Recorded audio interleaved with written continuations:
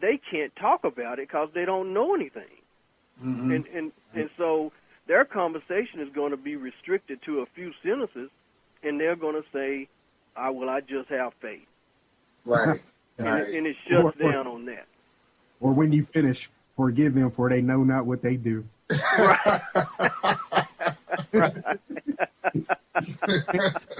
It's kind of an awkward thing, because you'll find most atheists or non-believers have read this book thoroughly, whereas most believers or Christians haven't. It's like almost like you pay people pay to go to church to have people read this to them. But the bad part about that is they only get to hear the nice stuff.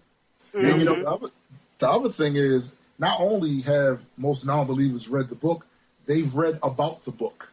You know, right. they go into the history of the text and the authorship and things that the average rank and file believer, they just don't, they're not hungry for that other information, because what's focused to them is faith. Just have faith in what you're being told. Well, they've been trained very well in regards to, they thoroughly acknowledge that the pastor or the preachers are anointed by God, and that God is really giving them that information. So if they receive the information from those people, then they don't have to go home and study it for themselves, because they're receiving it from this anointed person. Right. And that really handicaps them, because they can't explain where this anointment comes from. And so they're not going to question that either, because they don't know how to question that. Right. Yeah, it's a shame. I hope we move beyond that one day, where we're free to think, you know, in society or even in the church, and question some of these things, where religion isn't such an unquestionable thing. I really think that harms us. And I'm glad you wrote your book, and you and others out there in the African American community are speaking out about your experiences and making a difference. So hopefully one day we won't be afraid to approach this subject in public and around our family and you know. Right.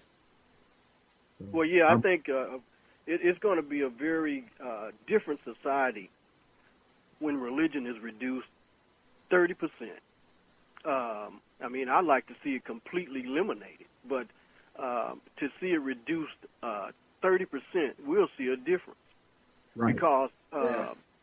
Because people will be able to evaluate things with so much more clarity, and it eliminates so much of their prejudicial thinking. Mm-hmm. Right. And I definitely enjoyed reading this book all the way through, Don. I'm actually read it again. And, okay. Well, we'll just tell other people to get it. Can you tell people what you're wanting them to get out of this book, and where can they go find this book? Okay. The main focus of the book is to, as we talked about, it shares my journey a little bit. I know I don't go into a lot of detail about it, but I certainly introduce the most important things that took place in regards to my journey. The other thing that I attempt to do is to introduce some historical perspectives on it, mm-hmm. On religion in general, and how it transpired in the black community. So I do a little history lesson. The other thing is I evaluate religion in general, and one of the things that I've been conscious of, that as I've talked to people about the book, particularly Christians, there's a lot of questions in there. That I put a lot of questions in that book, and I wanted them to read those questions and try to give answers. And so those questions are there to challenge their intellect. And if they don't know the answers, then maybe they should go to their pastor and ask him the questions to see if he can give them the answers. So right.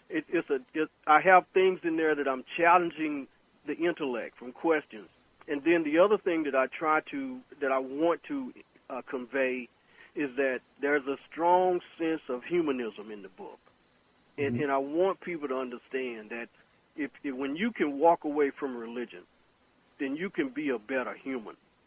Right. And that's one of the most important pieces that I want to convey, and that is humanism is a lot more important.